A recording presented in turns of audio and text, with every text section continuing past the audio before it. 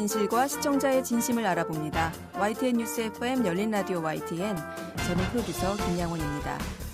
요즘 한 편의점 브랜드의 포스터 이미지가 남성 혐오를 상징하는 의혹으로 회사 측이 해명까지 한 일이 있었는데요. 여기에다 정치권에선 최근 치러진 재보선의 승패 원인을 두고서 20대 남성들이 느끼는 불공정에 대한 불만이 젠더 이슈에서 비롯됐다. 이런 해석을 내놓고 있습니다. 이른바 2대남으로 불리는 20대 남성들의 니즈를 잡은 쪽, 또 못 잡은 쪽 모두 그런데요. 때 아닌 젠더 갈등 논란이 언론에 보도되는 이유인 것 같습니다. 남성과 여성, 여성과 남성 간의 대결과 혐오. 과연 이 문제가 이토록 심각하게 우리 사회 전반에 자리 잡은 걸까요? 잠시 후 미디어 비평에서 점검해 보겠습니다. 5월 22일 토요일 순서 바로 시작하죠.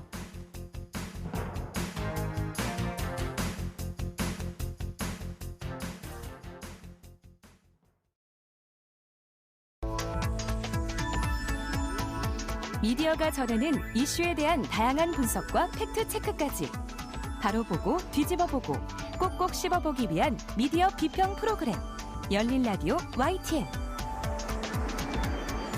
한 주간 뉴스를 꼭꼭 씹어보는 시간 미디어 비평입니다. 오늘은 김원경 뭉클 미디어 인권연구소장 전화 연결돼 있습니다. 소장님 안녕하세요. 안녕하세요. 네.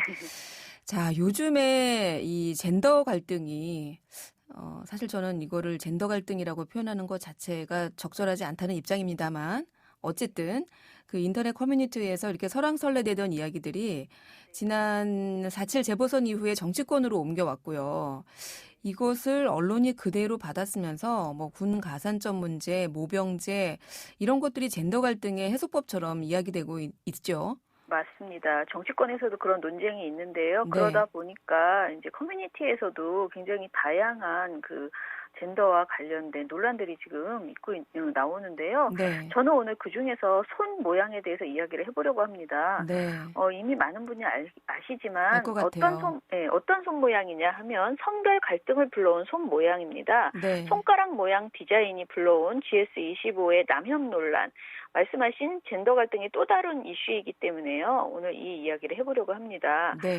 지난 5월 1일에 GS25가 전용 모바일 앱에 자사 행사를 홍보하는 포스터를 올렸는데요. 네. 그 안에 메갈리아의 로고인 손 모양과 유사한 그림이 들어가 있다라는 이유로 비판을 받기 시작했어요. 조금 더 추가적 설명을 해야 될 것 같은데 메갈리아는 일베 등에서 만연한 여성 혐오 행태를 그대로 따라하는 일명 미러링을 운동 방식으로 사용했던 인터넷 사이트였습니다. 네. 지금은 폐쇄되어 있어요. 2017년에 폐쇄됐습니다. 네. 그런데 이런 메갈리아의 로고와 비슷한 그림이 GS25 포스터는 물론이고 우리 사회 여기저기에 숨어 있다라는 지적을 하고 있는 것입니다. 네. 일종의 숨은 그림 찾기처럼 메갈리아 로고와 비슷한 이미지를 모두 찾아내서 지적하고 있고요. 이런 지적을 받은 곳은 논란을 잠재우기 위해서 일단 무조건 사과를 하거나 이미지를 수정하는 이런 일들이 벌어지고 있어요. 심지어 많은 곳에서는 아직 지적을 받지 않았는데도 자체적으로 이미지를 점검하는 일종의 자기 검열을 하고 있다라는 보도도 이어지고 있습니다. 네, 저도 언론 보도를 보고 그 포스터 말씀하신 포스터 이미지를 알게 됐는데 정말 많이 보도가 됐어요. 네, 많이 보도됐습니다. 일단은 미디어 오늘의 노지민 기자가 관련 보도를 내놔서 좀 초창기 보도 행태를 좀 짚어봤는데요. 네. 처음 GS25 포스터 논란이 제기되고 포스터가 일부 수정됐던 지난 1일에 포털사이트 네이버 기준 보도는 UPI 뉴스, 재민일보 정도였다고 합니다. 그런데 포스터가 수정이 되고 나서 GS25가 사과문을 낸 2일에는 오히려 논란이 증폭됐는데요. 일부 온라인 매체, 경제지, 통신사들은 남혐 논란을 제목에 붙여서 커뮤니티 받아쓰기 기사를 시작했다라고 합니다. 네. 그리고 이준석 전 미래통합당 그 최고위원이 이런 기사를 자신의 SNS에 공유하자 그 역시 다시 뉴스로 만들어져서 굉장히 많이 나왔다라고 합니다. 네, 처음에는 인터넷 몇 개, 한 2개 정도 언급하셨는데 네이버 네. 기준으로 네. 그 정도로 별로 관심이 없었던 거였는데 네. 이 포스터가 일단 수정이 되고 나니까 이제 이른바 중앙 언론사라고 하는 것들에서 이걸 막 마구잡이로 받아쓰기 시작하면서 뭐 이른바 논란으로 확산이 된 건데 네. 보도량이 어느 정도 되던가요? 제가 포털사이트 네이버에서 GS 남혐이라는 키워드로 검색을 해본 결과 20일 오후 2시 기준으로 270건 정도가 나왔습니다. 네. 대부분 남성 사용자들이 많은 일명 그 남초 커뮤니티 이용자들의 그 비판적 시각, 그것을 전해주는 그런 내용들이었습니다. 네. 예. 그래요. 저희가 이 보도의 문제점도 짚을 겁니다. 근데 짚기 네. 전에 먼저 얘기해보고 싶은 것은 그 문제의 손모양 있잖아요. 네네. 그 손모양이라는 게 정말 이게 남성 혐오인가? 이거를 네. 혐오 표현이라고 봐도 되나? 그거 먼저 짚고 넘어가야 되지 않을까요? 그렇죠. 저도 그게 이번 그 보도의 핵심이고 그것을 했나 안 했나가 보도 비평의 또 핵심이라고 생각하는데요. 네. 보도의 내용은 대부분 GS 포스터가 이렇게 생겼다. 이거는 메갈리아 로고와 비슷하다. 왜 굳이 손으로 소세지를 먹게 그렸겠느냐. 의심이 간다. 그 수정된 이유에는 별과 달이 왜 땅바닥에 그려져 있냐. 이것도 의심이 간다. 뭐 이런 식으로 계속 의심을 더해가고 수정하면 또 의심하고 이런 식의 내용이거든요. 네. 그런데 그게 도대체 무슨 문제냐? 이런 질문은 거의 그런 질문과 대답은 보도에서 나오지 않아요. 네. 저는 요즘 이렇게 본말이 전도된 이상한 논쟁 보도, 그러니까 논쟁을 하긴 하는데 그걸 왜 논쟁하고 있는지 모르겠는 그런 보도가 많은 것이 문제라고 생각을 합니다. 네. 뭐가 논란이다. 누가 이런 말을 해서 논란이 됐다라고 하면서 엄청나게 과열 양상을 보이는 보도 형태들이 나오는데 정작 그 안에 그게 왜 논란인 건지 묻는 기사가 안 나온다는 거죠. 그냥 논란이 되고 있기만 하면 무조건 보도로 만들어내는 것이 현실인가 이런 생각에서 굉장히 답답하다는 생각이 들어요. 네. 언론은 논란이 되면 무조건 보도하는 게 언론의 역할이 아니고요. 그 논란이 사회적으로 의미가 있는지 짚어보고 부당한 논란이면 적절히 해명을 해줘야 되고요. 네. 정말 정당하고 사회적으로 짚어봐야 될 그 논란거리이면 아주 냉철하게 짚어서 사회가 개선될 수 있도록 그렇게 도와야 하는 거잖아요. 네. 그런데 요즘 언론 보도는 그냥 논란이다. 여기서 끝이에요. 저는 이런 보도 행태 이게 이번 GS 그 논란에서도 마찬가지로 보여졌다라고 생각을 합니다. 네. 본말이 전도된 이상한 논쟁 보도라고 표현하셨는데 네. 그런 것 같아요. 나는 잘 모르는데 이게 논란이라며 네. 대부분 이렇게 네, 그렇죠. 이야기가 퍼져나가는 경향이더라고요. 네. 자, 그럼 다시 제가 원래 여쭤봤던 질문. 네. 이 포스터에 사용된 그 로고, 네. 이 손모양, 네. 이게 혐오 표현입니까? 그 대답도 하려면요. 먼저 남성 혐오라는 것이 과연 존재하는가라는 것을 살펴봐야 합니다. 네. 제가 이 관련된 기사를 쭉 읽으면서 이 질문을 하고 이것에 대한 답변한 내용들이 두 가지 정도 좋은 보도가 있었어요. 네. 우선 5월 20일자 국민일보에 이대남은 왜라는 그 시리즈 기사인데요. 이 네. 기사의 5편이었어요. 여자 탓으론 20대 남자 문제 못 푼다라는 보도가 있었는데요. 굉장히 보도 내용이 충실했어요. 홍성수 숙명여대 교수가 이렇게 답을 했는데 혐오 표현이라고 규정하는 문제는 어떤 집단이 그 표현이나 태도에 의해 실질적으로 불이익을 겪거나 다른 사람들이 그 표현에 영향을 받아서 혐오와 차별에 동참하기 때문에 논의가 시작된 것이다. 그런 측면에서 여혐과 남혐을 동일선상에서 놓고 보기는 어렵다라고 했습니다. 그리고 또 다른 보도인데요. PD저널과의 인터뷰에서 김수아 서울대 교수가 이렇게 설명했어요. 혐오 표현의 핵심은 사회적 배제 효과를 갖는다는 것이다. 예컨대 장애인 혐오는 장애인의 사회활동을 제한하고 성소수자 혐오는 이들의 정체성을 공개할 기회를 막는다. 해당 논란은 이번 논란이죠. 모욕이나 비하 정도는 될 수 있을지 몰라도 남성의 사회적 편판과 개인 인격을 혐오하는 등의 사회적 배제 효과를 갖는다고 보기 어렵다라고 했습니다. 그러니까 우리가 혐오다. 이거 남성 혐오다라고 표현할 수 있을 때에는 네. 그냥 뭐 모욕하거나 뭐 비하하는 수준에서 그치는 게 아니라 네. 실질적으로 실질적으로 불이익을 겪도록 하거나 아니면 네. 사회에서 배제시키도록 하는 이런 것들이 있을 때 그것을 혐오다라고 라고 얘기할 수 있다라는 말씀이신데. 예, 그렇죠. 우리가 혐오 표현을 정의할 때 그렇게 이야기를 한다는 것이죠. 네. 예, 그런데 저는 이 남성을 한마디로 퉁치면서 비하하는 표현을 하는 것이 그럼 괜찮냐? 그건 아니라고 생각을 합니다. 네. 우리가 엄마와 그 벌레를 합쳐서 맘충이라고 하는 표현이 혐오 표현이다라고 명백한 혐오 표현이라고 비판하거든요. 네. 근데 그 이유는 일부 여성이 아이를 키우는 과정에서 다소 이기적이고 무례한 행동을 했다고 해서 네. 모든 아이를 키우는 엄마들을 싸잡아서 충이라고 표현하는 것이 적절치 않다라고 비판한 것이잖아요. 네. 이렇게 개인의 부적절한 행태를 해당 개인의 소수자성과 연결해서 일반화하는 것 자체가 혐오 표현이라는 뜻이거든요. 남성에 대해서 한남충 이런 식으로 싸잡아서 모든 남성을 모욕적으로 비하하는 표현, 이것도 저는 적절치 않다고 생각을 하고요. 네. 그래서 이런 표현이 혐오 표현이냐 아니냐라는 논쟁을 하기 이전에 그냥 우리 사회에서 쓰지 말아야 될 차별적 표현이다. 하지 말자. 이렇게 좀 정리가 됐으면 좋겠습니다. 그렇군요. 자, 그러면 다시 저희가 처음에 얘기했던 그 문제의 포스터 논란으로 돌아오면 네. 이게 사실은 그냥 커뮤니티 속에서의 논란에 그칠 이야기였는데 이것을 언론이 논란이 되고 있다. 이렇게 이제 과장해서 네. 보도한 경향이 있다. 이렇게 보시는 거예요? 예, 보도가 너무 이제 많아지면서 좀 부풀려졌다라는 것은 분명한 것 같고요. 그 20일 PD저널의 혐오 장사 몰두한 남혐 논란 보도라는 그 보도에서요. GS25 관련 논란에 대한 보도는 매우 많았지만 정말 메갈리아 로고가 혐오 표현에 해당하는지 묻고 따지는 보도는 드물었다라고 평했거든요. 네. 제가 보기에도 드물더라고요. 290건 대부분이 그냥 중계 보도, 다시 말해서 전형적인 어뷰징 기사들이었습니다.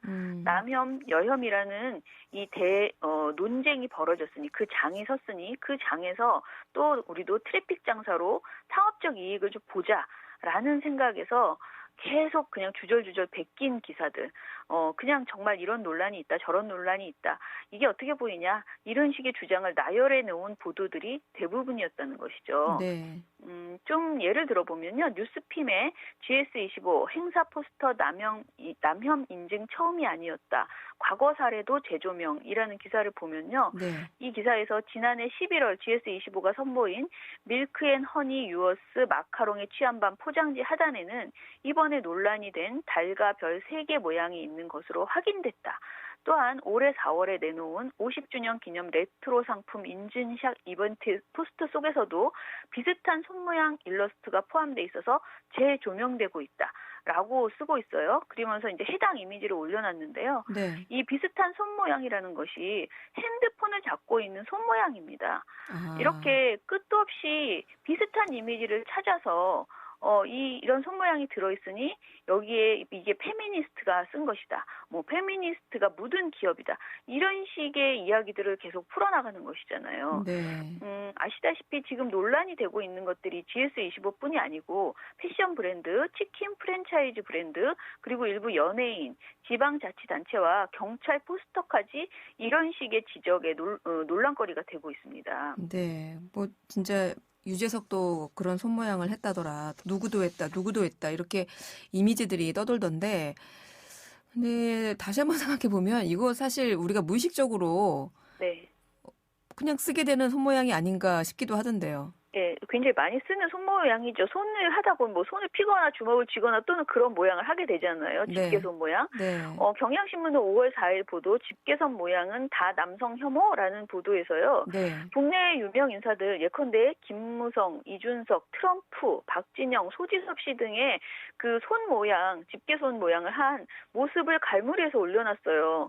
좀 너무 웃겨서 정말 눈물이 나더라고요. 네. 경향신문의 위근우 리플레이라는 그 보도에서도요. 이 놀면 뭐하니 출연자 도경환 씨의 손모양을 갈무리해서 보여주고 있습니다.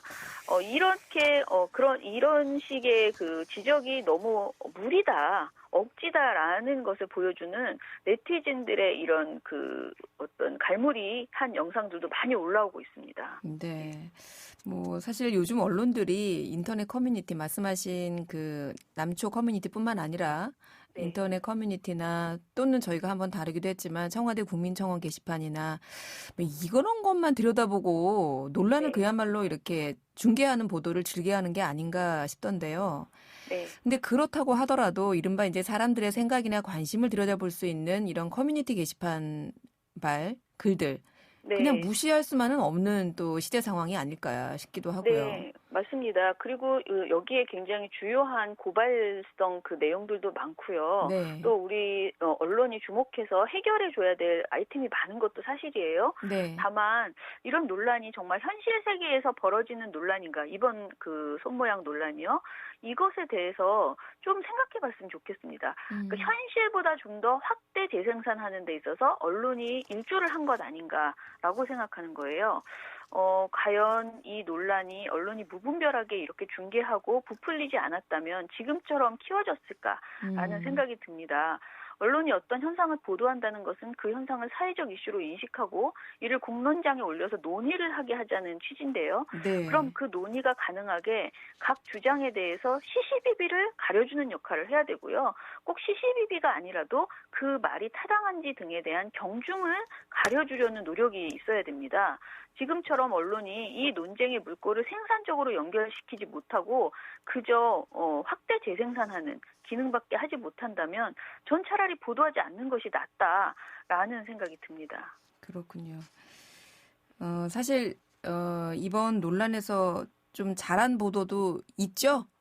예, 없는 건 아니에요. 네. 곳곳에 숨어 있어요. 그런데 이제 보도량이 그렇지 않은 보도가 훨씬 많았다라는 것이고요. 네. 좀 소개를 하나 드리면요. 신동아 기사예요. 신동아 5월 9일자 보도인데 노정태의 뷰파인더라는 그 기고문입니다. GS발 남형 논란은 비정상적 메가 찾기 편집증이라는 보도였는데요. 이번 논쟁에 대해서 비교적 깊이 있게 살펴보고 있었습니다. 이 글에서는 숨은 메갈 찾기 놀이를 일종의 편집증적 증상이다라고 지적하면서 과연 이런 논란이 젊은 남성들에게 도움이 될까? 정치인들에게 유리한 결과를 가져다 줄까? 그렇게 보기는 어려울 듯하다라고 말하고 있거든요. 네. 저는 한 차원 높은 수준의 논의가 이루어졌으면 좋겠고요.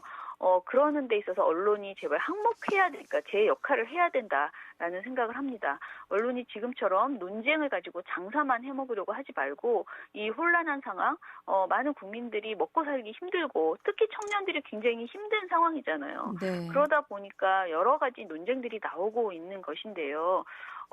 이런 상황에서 언론이 좀 더 차분하게 깊이 있게 생각을 담은 보도를 내놨으면 좋겠습니다.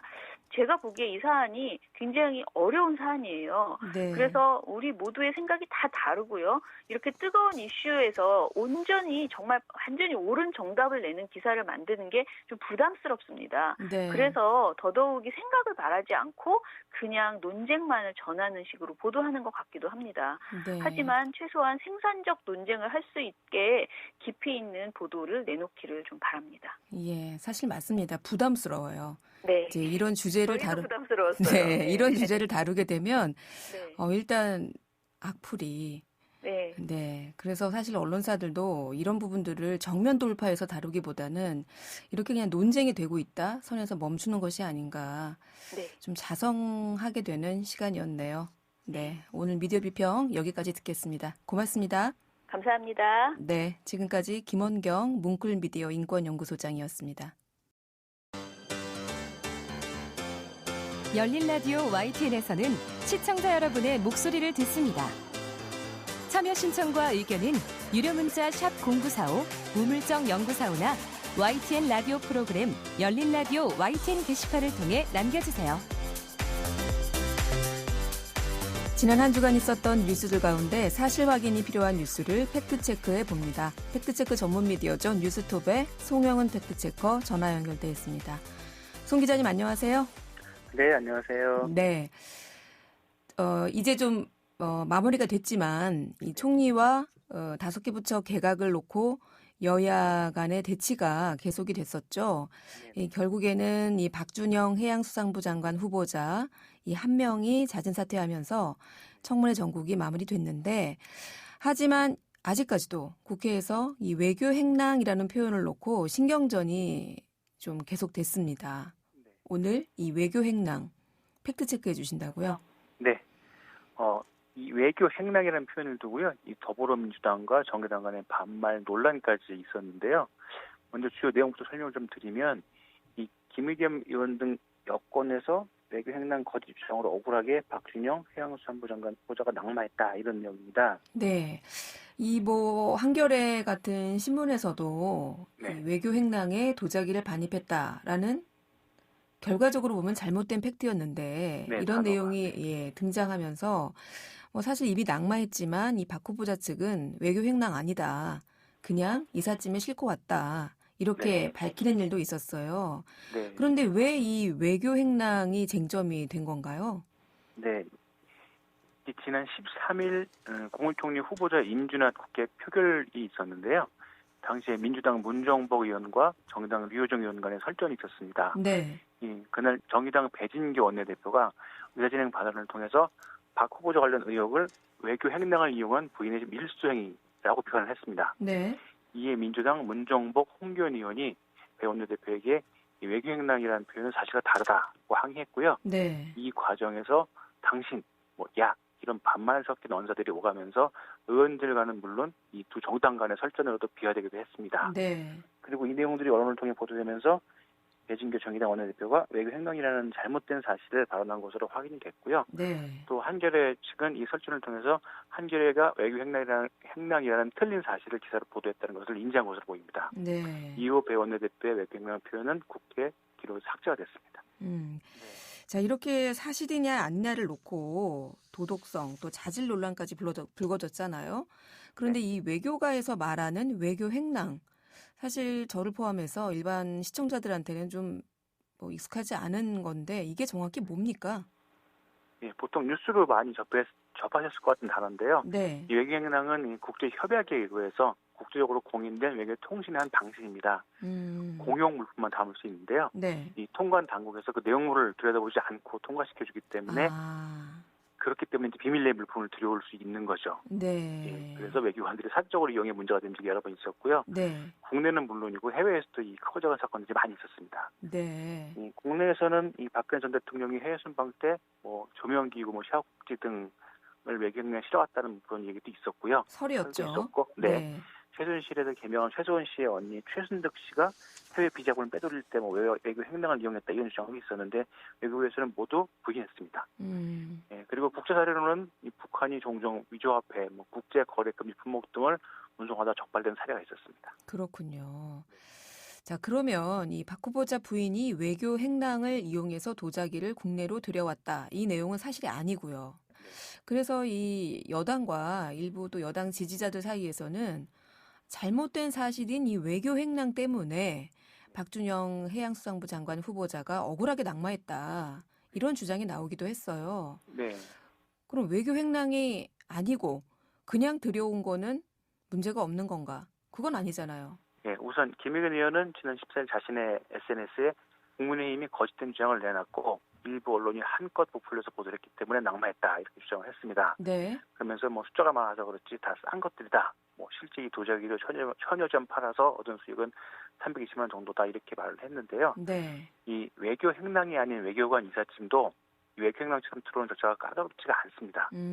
아무래도 이사 과정에서 이렇게 꼭 들여다보기 좀 쉽지 않은 상황인데요. 네. 둘 다 통관이 쉽지 않은 공통점이 있고요. 네. 그래서 외교 행랑에 도자기를 들여온 것으로 알려져서 여론이 안 좋아진 것은 맞고 도자기 1250점과 샹틀리에 8개를 들여와서 신고 없이 판 거는 분명히 위법입니다. 어쨌든 국내로 그걸 반입해서 신고 없이 그것을 또 국내에서 판매해서 수익을 가진 것 자체가 법에 어긋난다 이런 말씀이시네요. 네네. 그렇군요. 자, 다음으로 넘어가서요. 이번에 팩트체크해 볼 내용은 요즘 온 국민의 관심사죠. 코로나 백신이네요. 네. 이 소셜미디어를 중심으로 이제 아스트라제네카 백신에 대한 허위 정보가 너무 빨리 많이 퍼지자 이 정부가 가짜뉴스라면서 적극 반박하고 나선 상황입니다. 네. 이 손영래 중앙사고수습본부 사회전략반장은 지난 11일 최근 인터넷이나 카카오톡 등에서 이 아스트라제네카 백신에 대한 과도한 불안감을 조성하는 허위 정보가 돌아다니고 있다. 이러면서 이 때문에 접종을 기피하는 현상이 나타나고 있다. 좀 우려스럽다고 말을 했습니다. 그러면서 이제 크게 세 가지를 가짜뉴스로 언급을 했는데요. 네. 첫 번째는 아스트라제네카 백신을 맞고 수십 명이 사망했다는 것입니다. 이 백신을 맞고 그래서, 수십 네. 명이 사망했다. 네, 숫자를 따져봤는데요. 네. 이 국내에서 코로나19 백신을 맞은 사망했다는 신고 사례입니다. 총 140명입니다. 지난 19일 기준인데요. 네. 이 가운데 화이자 백신을 맞은 후가 81명, 아스트라제네카 백신을 맞은 후가 59명입니다. 물론 신고입니다. 신고 사례. 네. 예, 그래서 사망의 원인이 백신 접종 때문이라는 근거는 아직 확인되지 않았고요. 네. 그러다 보니까 아직까지 인과관계가 아닌 원인과 결과가 아닌 선후 관계일 뿐입니다. 네. 피난상일 뿐이라는 얘기죠. 네. 예, 그리고 두 번째는 이 아스트라제네카 백신 부작용을 정부가 인정하지 않는다는 주장인데요. 네. 이 선반장은 이에 대해서 이상 반응으로 신고된 사례는 독립적으로 구성된 의과학술로 이루어진 전문위원회에서 세계 표준 기준에 따라 심의한다. 예, 그러면서 우리나라는 경제협력기업의 OECD 국가 중에서 지원폭이 넓다고 반박을 했습니다. 네. 자, 그런데 이 백신 접종 이상 반응 신고 건수 대비 백신과의 인과관계가 인정되는 비율 말이에요. 정부 측에서는 뭐 OECD 국가 중에서 우리가 그나마 좀 뭐 넓게 하고 있다 이렇게 반박을 했다고는 하지만 그래도 사실은 인과관계가 인정되는 비율이 상당히 낮은 것은 사실 아닌가요? 네, 그건 사실입니다. 네. 또 따져봤는데요. 백신 접종 이상 반응 신고 건수는 11주 차인 5월 16일 기준으로 22,122건입니다. 네. 그리고 이게 전체 접종자 대비 이상 반응 신고율은 0.47%인데요. 이상 반응 신고율은 1주 차에 1.82% 이후 쭉 계속 감소 추세이긴 합니다. 네. 그리고 이중 사망 사례 피해 주사 평가 결과가 나온 97건 중 백신과 인과성이 없거나 어렵다고 본 사례가 94건. 아니란 얘기죠. 그리고 네. 단 3건이 현재 보유 중인 상황입니다. 이처럼 인과관계 입증이 쉽지 않다는 지적이 잇따르자 질병관리청은 근거제로 불충분 등으로 인과성을 인정하기 어려운 사례에 대해서는 1인당 1,000만 원 한도로 치료비를 지원하겠다고 밝혔습니다. 그래요. 정부가 인과관계가 입증되지 않더라도 일단 백신 접종 후에 이렇게 큰 외상을 입거나 건강상 문제가 생겼을 경우에는 그 1,000만 원 한도에서 치료비를 지원하겠다. 이런 내용을 밝히기도 했죠. 네. 아스트라제네카 백신 관련 세 번째 가짜 뉴스는 어떤 거예요? 네, 이건 여러 번 나왔던 얘기 같은데요. 이 선진국에는 아스트라제네카 백신을 접종하지 않고 우리나라와 아프리카 국가만 접종한다 이런 내용인데요. 그래요. 실제로 백신 공급을 둘러싼 이 국가 간의 힘겨루기 때문에 이 백신별로 공급가의 차이가 있기는 합니다. 네. 근데 이 아스트라제네카 백신은 영국과 유럽을 포함해서 전 세계 130개국 이상에 보급되고 있습니다. 네. 영국 BBC에서는 134개국이 접종하고 있다고 보도했고요. 네. 특히 해외 국가 지도자들 중에 독일 메르켈, 영국 존슨, 프랑스 카스텍스 총리, 이탈리아 드라기 총리 등이 아스트라제네카 백신을 접종했습니다. 그렇습니다. 네. 다음으로 마지막으로 시간이 조금 남았는데요. 팩트체크해 볼 내용 어떤 건가요? 네. 이 아스트라제네카 백신에 관련된 거요. 이 백신을 맞으면 미국에서 차별받는다 이런 주장이 나왔습니다. 박인숙 전 미래통합당 의원이 지난 16일 자신의 SNS에 화이자 맞은 사람은 괌 여행 갈 수 있고 아스트라제네카 맞은 사람은 못 간다 이런 내용의 글을 올렸는데 네. 이게 아스트라제네카 백신은 아직 미국 FDA가 승인하지 않았기 때문이라고 이유를 밝혔습니다. 네. 그러면서 앞으로 접종 백신 종류에 따라서 이런 차별이 다른 지역, 다른 상황에서도 벌어질 가능성은 얼마든지 있다며 정부의 백신 수급 정책을 비판했습니다. 네. 이분이 의사 출신이라면서요. 네, 소아과 의사 출신이세요. 네. 그러다 보니까 아무래도 좀 이런 의견들이 신빙성 있게 받아들여지는 것 같은데 네. 결론은 어떻습니까? 그런 것도 말씀드리면 대체로 사실이 아닙니다. 네. 이 괌정부 홈페이지 가시면 다 보실 수 있는데요. 네. 이 괌정부는 FDA 승인을 받은 백신 접종자에 한해서 자가 격리를 명시하고 있습니다. 입국 금지가 아니고요. 지난 15일 괌에 입국하는 모든 여행객은 코로나19 검사 결과와 관계없이 정부 지정 시설에서 10일간 격리한다. 무조건 격리를 하고요. 네. 하지만 미국 식품의약국 FDA죠. 여기서 승인한 백신들 화이자, 모더나, 존슨앤존슨 등인데 이런 백신 접종을 완전히 마친 접종 완료자는 격리 면제받을 수 있다고 밝혔습니다. 네. 그러면은 일단 입국 금지는 아니고 네. 다만 이제 2차 접종까지 마칠 경우에는 자가격리도 면제를 해줬는데 네. 다만 아스트라제네카 백신이 아직 그 미국 FDA의 승인을 받지 않은 상태이기 때문에 입국은 허용하지만 자가격리 면제는 안 된다. 일단 네. 자가격리를 해야 된다. 이 얘기네요. 네, 그렇습니다. 이 자가격리 면제 등이 포함되지 않는 것이 입국 금지는 아니고요. 네. 근데 또 살펴볼 게 미국 질병통제예방센터 CDC는 이 백신 완전 접종자를 위한 지침에서 이 백신 접종을 완전히 완료한 여행자는 해외여행 후 미국에서 격리를 하지 않아도 된다면서 그 FDA 승인 백신 외에 세계보건기구 WHO가 승인한 백신도 적용될 수 있다고 명시하고 있습니다. 네. 근데 이제 미국이 주별로 좀 그 적용들이 달라서 네. 괌 정부 같은 경우는 적용을 안 하는 거고요. 네. 근데 괌 말고 다른 주에서 더 많은 주에서는 아스트라제네카 백신도 적용하고 있습니다. 네. 네. 자, 오늘도 백신 관련 팩트체크로 마무리해야겠네요. 오늘 말씀 고맙습니다. 네, 감사합니다. 네, 지금까지 뉴스톱의 송영은 팩트체커였습니다. 진실을 전합니다. 진심을 다합니다. 시청자 여러분의 목소리에 귀 기울이는 YTN 뉴스 FM 열린 라디오 YTN. 토요일 저녁 8시 20분에 방송됩니다. 한 주간 YTN 라디오에서 방송된 프로그램들을 모니터링하고 평가해보는 시간입니다. 오늘은 박채린 시청자평가원 전화 연결돼 있습니다. 평가원님, 안녕하세요. 네, 안녕하세요. 네. 자, 이번 주에는 어떤 프로그램 모니터링 하셨습니까? 네, 본개편으로 신설된 김혜민의 이슈 앤 피플에 대해서 이야기를 해보려고 합니다. 매주 평일 오후 1시부터 방송되고 있고요. 홈페이지를 찾아봤더니 오늘 꼭 알아야 하는 뉴스와 사람, 더 나은 내일을 만들기 위한 담론을 나눈다라고 프로그램을 소개하고 있습니다. 저는 지난 5월 10일부터 일주일 동안 이 방송을 들었습니다. 네, 우리 박채린 평가원님은 어떻게 들으셨는지 궁금합니다. 어떻게 들으셨어요? 네, 일주일 동안 프로그램을 듣고 전반적으로 느낀 점은요. 우선 진행자인 김혜민 PD의 긍정적인 에너지가 좋았고요. 또 주요 속보는 물론 청년 문제까지 다양한 이슈를 다루고 있고 문화계 인물, 인터뷰 등 여러 분야의 사람들의 이야기를 들을 수 있어서 지루하지 않았습니다. 다만 신규 프로그램이지만 신규 프로그램 같지 않다는 생각도 들었습니다. 김혜민 PD가 전에 진행했던 생생경제의 가판대 그리고 희망처방 전 등 상당수 코너가 그대로 진행되거나 비슷했기 때문입니다. 가판대는 사회적 기업을 소개하는 코너고요. 희망처방전은 서울시 자살예방희망센터장에 출연해 청년 등 사회 문제 해결에 기여하고 있는 사람들과의 인터뷰로 구성되어 있는데요. 실제 이슈앤피플에서 들어보니 그 코너가 생생경제 때와 구성이나 취지도 같았습니다.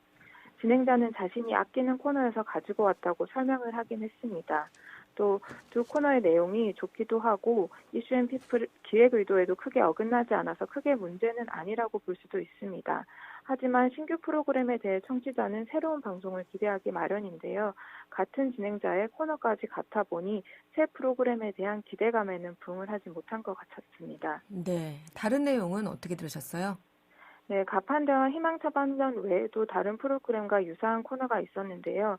뉴스를 간략하게 전해주는 실시간 뉴스 브리핑, 그리고 YTN 에디터가 뽑은 뉴스도 지금은 종영한 프로그램인 뉴스 DJ 정진영입니다에 있었던 코너입니다. 또 실시간 뉴스 브리핑과 YTN 에디터가 뽑은 뉴스, 이 두 코너에서 아쉬웠던 점은 코너 간의 차별점이 잘 보이지 않았다는 겁니다. 심지어 5월 10일에는 두 코너에서 같은 뉴스를 다루기도 했는데요. 이날 실시간 뉴스 브리핑에서는 여야 원내 지도부가 장관 후보자 3인 인사청문 경과보고서 채택 여부를 두고 협상에 돌입했다라는 소식을 전했고 YTN 에디터가 뽑은 뉴스에서 장관 후보자 3명에 대해 민주당이 후보 거취 문제를 논의 중이다라고 보도했습니다. 내용과 분량 면에서도 간략하게 전했기 때문에 내용이 크게 다르지도 않았습니다. 네, 개편 첫 주에 방송된 이슈앤피플에 대한 시청자 평가원의 의견 듣고 있는데요. 자, 그러면은 바로 좀 이거는 보완해 줬으면 좋겠다. 이런 내용 혹시 있으셨어요? 네, 김혜민의 이슈앤피플의 다시 듣기가 현재는 유튜브로만 가능한데요. YTN 라디오 홈페이지나 애플리케이션에서도 다시 듣기 서비스가 제공되면 좀 더 편하게 들을 수 있을 듯 합니다. 네, 그렇군요. 이 부분은 저희가 바로 제작진에게 전달하도록 하겠습니다. 자, 이 김혜민의 이슈앤피플에서 혹시 또 새롭게 느껴진 부분은 어떤 것이 좀 있었습니까? 네, 수요일에 방송되는 서프라이즈가 흥미로웠는데요. 다양한 데이터를 기반으로 사회 문제를 지적하고 대안을 찾아보자는 취지의 코너로 데이터 카우라는 플랫폼과 함께 진행을 합니다. 데이터 카우는 데이터를 근거로 문제를 제기하고 대안을 찾는데 이 과정에는 전문가뿐 아니라 시민도 참여할 수 있습니다. YTN 라디오에서 없었던 새로운 시도이기도 하고 다른 곳에선 들을 수 없는 문제와 대안이 나올 것 같아서 기대가 됐습니다. 그리고 더 나은 내일을 위한 담론과 이슈를 나눈다라는 프로그램 취지와도 가장 부합하는 코너인 것 같아서 눈여겨보고 있습니다. 네, 오늘은 평일 낮 1시부터 방송되는 신설 프로그램이죠. 김혜민의 이슈 앤 피플에 대한 시청자 평가원의 의견 들어봤습니다. 오늘 말씀 고맙습니다. 네, 감사합니다. 네, 지금까지 박채린 시청자 평가원이었습니다.